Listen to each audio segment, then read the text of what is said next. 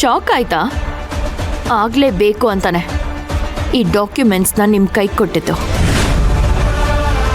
ಮೋನಿಕಾ ಈ ಕಂಪನಿಗೆ ಬಂದು ಕೆಲ್ಸಕ್ಕೆ ಸೇರ್ಕೊಂಡ್ರು ನಿಮ್ಮ ತಂದೆಯವ್ರ ಕಂಪನಿಯಿಂದ ಅವಳ ಅಕೌಂಟ್ಗೆ ತಿಂಗಳ ಸ್ಯಾಲ್ರಿ ಕ್ರೆಡಿಟ್ ಆಗ್ತಾನೆ ಇದೆ.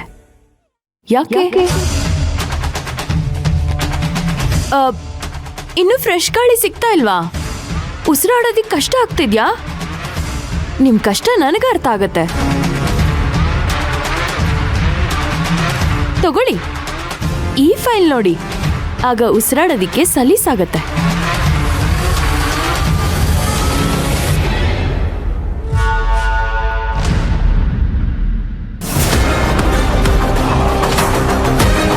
ಎರಡು ವರ್ಷದಿಂದ ನಾನು ಕೆಲಸನೇ ಮಾಡಿಲ್ಲ ಅಂತ ಸುಳ್ಳು ಹೇಳ್ಬಿಟ್ಟು ಮೋನಿಕಾ ಈ ಕಂಪ್ನಿನಲ್ಲಿ ಕೆಲ್ಸಕ್ಕೆ ಸೇರ್ಕೊಂಡ್ಳು. ಆದ್ರೆ 2 ವರ್ಷದ ಹಿಂದೆ ನಿಮ್ ತಂದೆ ಕಂಪನಿಯಿಂದ ಅವಳ ಅಕೌಂಟ್ಗೆ ಸ್ಯಾಲ್ರಿ ಬಂದಿರೋ ಪ್ರೂಫ್ ಇದು. ಅಯ್ಯಯ್ಯೋ, ಇನ್ನೂ ಉಸಿರಾಡೋದಿಕ್ಕೆ ಕಷ್ಟ ಆಗ್ತಿದ್ಯಾ? 1 ನಿಮಿಷ.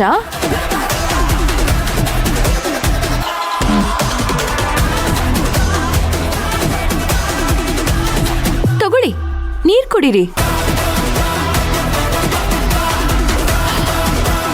ಅಯ್ಯೋ, ನಾನೊಬ್ಳು, ನೀವು ಆಲ್ರೆಡಿ ನೀರ್ನ ಕುಡಿದ್ಬಿಟ್ಟಿದ್ದೀರಾ. ಮತ್ತೆ ನೀರ್ ಕೊಟ್ರೆ ಚೆನ್ನಾಗಿರಲ್ಲ.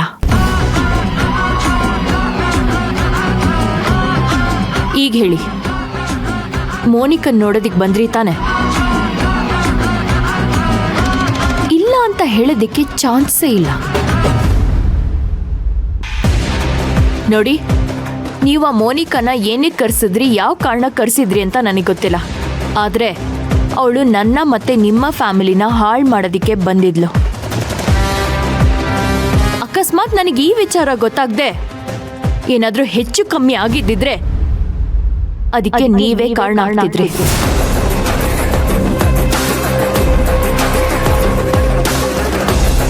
ಹಾಗೇನಾದ್ರೂ ಆಗಿದ್ದಿದ್ರೆ ನಿಮ್ಮನ್ನ ಮಾತ್ರ ನಾನು ಯಾವುದೇ ಕಾರಣಕ್ಕೂ ಕ್ಷಮಿಸ್ತಾ ಇರಲಿಲ್ಲ. ಇದೇ ರೀತಿ ಹಿಂದೆ ಫೈಲ್ನ ಎಕ್ಸ್ಚೇಂಜ್ ಮಾಡಿ ಆದಿ ಹೆಸರನ್ನ ಹಾಳು ಮಾಡಿ ಕೊಲಾಬ್ರೇಷನ್ ಡೀಲ್ನ ಕ್ಯಾನ್ಸಲ್ ಮಾಡಿದ್ದು ನೀವೇ ಅಂತ ನನಗೆ ಗೊತ್ತಿಲ್ಲ ಅಂತ ಅನ್ಕೊಂಡಿದ್ದೀರಾ? ಎಲ್ಲ ಗೊತ್ತಿದ್ದು ನಾನು ಸುಮ್ಮನೆ ಇದ್ದೀನಿ ಅಂದ್ರೆ ನಿಮ್ಗೆ ಹೆದರ್ಕೊಂಡಲ್ಲ. ನಿಮ್ ತಪ್ಪನ್ನ ಎಲ್ರ ಮುಂದೆ ಎತ್ ಹಿಡ್ದು ನಿಮ್ಮನ್ನ ತಪ್ಪಿತಸ್ಥೆ ಸ್ಥಾನದಲ್ಲಿ ನಿಲ್ಸಿ ನಿಮ್ ಮರ್ಯಾದೆನ ಕಳಿಬಾರ್ದು ಅಂತ. ಇದರಿಂದ ಬರೀ ನಿಮ್ ಮರ್ಯಾದೆ ಮಾತ್ರ ಅಲ್ಲ, ರಾಮ್ ಸರ್ ಮರ್ಯಾದೆನೂ ಹೋಗ್ತಿತ್ತು. ಅದಕ್ಕೆ ಸುಮ್ಮನೆ ಇದ್ದೆ. ಆದ್ರೆ ನೀವು ಅತಿಯಾಗಾಡ್ತಾ ಇದ್ದೀರಾ. ಮೋನಿಕಾ ವಿಷಯದಲ್ಲಿ ಸಿಕ್ಕಿರೋ ಪ್ರೂಫ್ನೆಲ್ಲ ತಗೊಂಡು ಹೋಗಿ ರಾಮ್ ಸರ್ ಮುಂದೆ ಇಟ್ಟು ನಿಮ್ ವಿಷಯನೆಲ್ಲ ಅವ್ರಿಗೆ ಹೇಳಿದ್ರೆ ಏನಾಗತ್ತೆ ಗೊತ್ತಾ?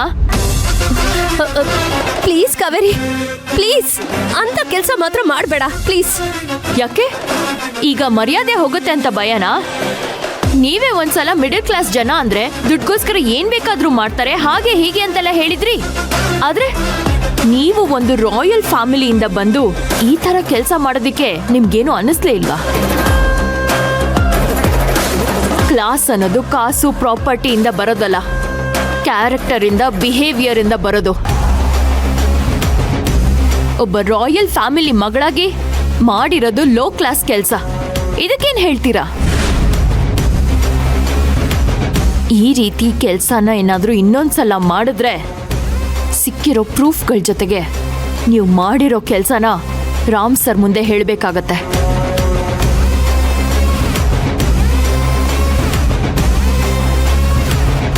ನನ್ನನ್ನು ಸೋಲ್ಸೋದಕ್ಕೋಸ್ಕರ ನನ್ನ ಜೊತೆ ಏನ್ ಬೇಕಾದ್ರೂ ಮಾಡಿದ್ರು ನಾನು ಸಹಿಸ್ಕೊಳ್ತೀನಿ.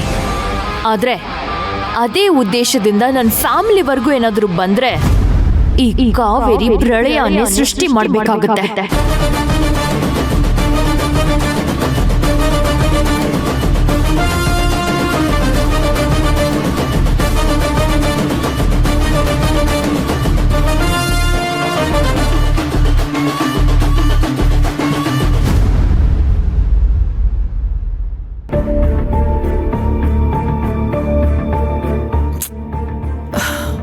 ಅಯ್ಯೋ, ಪ್ರೀತು ಹೊರಟು ಇಷ್ಟೊತ್ತಾಯ್ತು. ಒಂದು ಫೋನು ಇಲ್ಲ, ಮೆಸೇಜು ಇಲ್ಲ, ಏನು ಮಾಡಿಲ್ಲ. ಏನ್ ಮಾಡ್ತಾ ಇದ್ದಾನೋ, ಏನಾದ್ರೂ ತಿನ್ನೋ ಇಲ್ವೋನೂ ಗೊತ್ತಿಲ್ಲ. ಕಾಲ್ ಮಾಡಿದ್ರೆ ಕನೆಕ್ಟು ಆಗ್ತಾ ಇಲ್ಲ. ಅಯ್ಯೋ, ಎಲ್ಲಿದ್ದಾನೋ, ಏನ್ ಮಾಡ್ತಾ ಇದ್ದಾನೋ ಒಂದು ಗೊತ್ತಾಗ್ತಾ ಇಲ್ವಲ್ಲ. ಕಾತಿ, ಏನಿದು? ಬೆಳಿಗ್ಗೆಯಿಂದ ಆಫೀಸ್ಗೂ ಹೋಗದೆ ಸರಿಯಾಗಿ ಊಟ ತಿಂಡಿ ಮಾಡದೆ ಈ ರೀತಿ ಟೆನ್ಷನ್ ಮಾಡ್ಕೊಂಡು ಕೂತ್ರೆ ಹೇಗೆ ಹೇಳು? ನೋಡು, ಪ್ರೀತಮ್ ಏನು ಚಿಕ್ಕ ಹುಡುಗ ಅಲ್ಲ ಕಾತಿ. ಅದು ಅಲ್ಲದೆ ಅವ್ನು ಲಂಡನ್ಗೆ ಫಸ್ಟ್ ಟೈಮ್ ಏನು ಹೋಗ್ತಾ ಇಲ್ಲ, ಅರ್ಥ ಮಾಡ್ಕೋ. ಅರ್ಥ ಮಾಡ್ಕೊಳ್ಬೇಕಾಗಿರೋದು ನಾನಲ್ಲ ಪ್ರಬಲ, ನೀನು. ಪ್ರೀತಮ್ ಇವಾಗ ಲಂಡನ್ಗೆ ಹೋಗ್ತಾ ಇರೋದಕ್ಕೂ ಮುಂಚೆ ಲಂಡನ್ಗೆ ಹೋಗಿರೋದಕ್ಕೂ ಡಿಫ್ರೆನ್ಸ್ ಇದೆ. ಅವಾಗ ಅವನು ಎಜುಕೇಶನ್ಗೋಸ್ಕರ ಹೋಗಿದ್ದ. ನಾವು ಸಂತೋಷದಿಂದ ಅವನನ್ನ ಕಳಿಸ್ಕೊಟ್ವಿ. ಮನೇಲೂ ಎಲ್ಲರೂ ಖುಷಿಯಾಗಿದ್ರು. ಆದ್ರೆ ಇವಾಗ ಅವನು ಹೋಗ್ತಾ ಇರೋದು ಸಂಕಟ, ನೋವು, ದುಃಖ ಎಲ್ಲ ಹೊತ್ಕೊಂಡು ಹೋಗ್ತಾ ಇದ್ದಾನೆ. ಮನೇಲೂ ಅಷ್ಟೇ ಅಸಮಾಧಾನ ಇದೆ.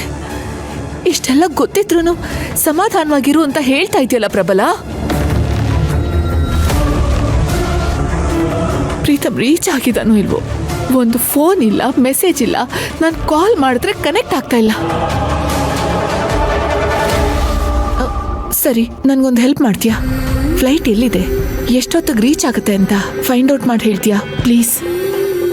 ಕಾತಿ, ಇಷ್ಟೊಂದು ಟೆನ್ಷನ್ ಮಾಡ್ಕೋಬೇಡ. ನೋಡು, ಅವನು ಸೇಫಾಗಿ ರೀಚ್ ಆಗ್ತಾನೆ, ಕಾಲ್ ಮಾಡ್ತಾನೆ, ಡೋಂಟ್ ವರಿ. ನೋ ಪ್ರಬಲ, ನೋ. ಪ್ರೀತಮ್ ಸೇಫ್ ಆಗಿ ರೀಚ್ ಆಗಿದ್ದಾನೆ ಅಂತ ಕಾಲ್ ಮಾಡೋವರೆಗೂ ನನಗೆ ಸಮಾಧಾನ ಆಗಲ್ಲ. ಕಾತಿ, ಟೆನ್ಷನ್ ಮಾಡ್ಕೋಬೇಡ. ಪ್ರೀತು ಸೇಫ್ ಆಗಿ ರೀಚ್ ಆಗ್ತಾನೆ, ಆಮೇಲೆ ಕಾಲ್ ಕೂಡ ಮಾಡ್ತಾನೆ. You just relax. ಓ ಹೌದು, ರಿಲ್ಯಾಕ್ಸ್ ಆಗಿರ್ಬೇಕು. ನೀವು ಮಾಡಿರೋ ಕೆಲಸಕ್ಕೆ ರಿಲ್ಯಾಕ್ಸ್ ಆಗೇ ಇರಬೇಕು.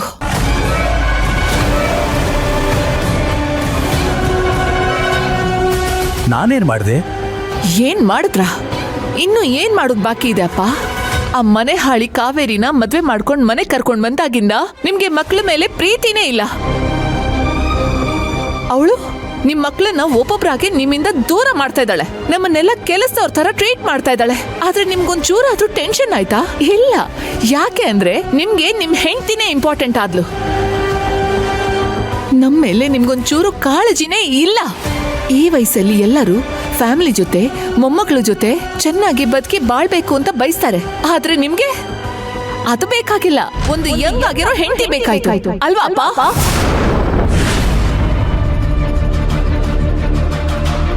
BP ಶುಗರ್ ಇರೋ ವಯಸ್ಸಲ್ಲಿ ಸ್ವೀಟ್ ತಿನ್ನೋ ಆಸೆ ಆಗಿರಬೇಕು ಅಲ್ವಾ ಮಾವ? ಪ್ರಬಲ, ಮೈಂಡ್ ಯುವರ್ ವರ್ಡ್ಸ್.